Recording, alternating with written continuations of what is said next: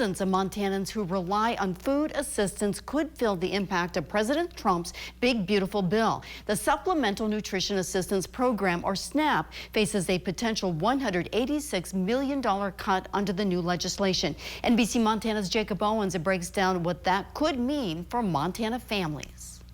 The Montana Food Bank Network is sounding the alarm on possible impacts of the big, beautiful bill.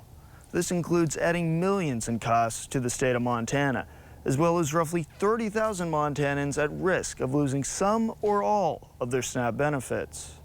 Kiera Condon with the Montana Food Bank Network says the impact will be, quote, devastating. And for food banks, we're going to be feeling a lot more of that pressure because for every meal a food bank or a food pantry provides, SNAP provides 9.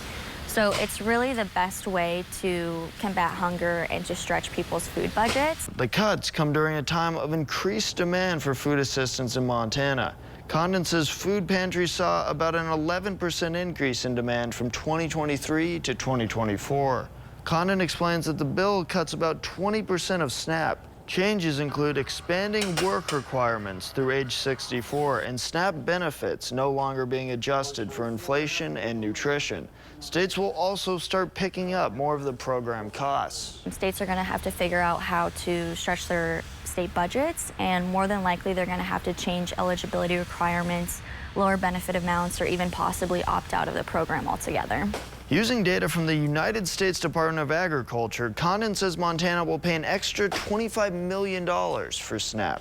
Losing federal dollars is not only going to hurt those participating in SNAP, but it's also going to hurt our whole state.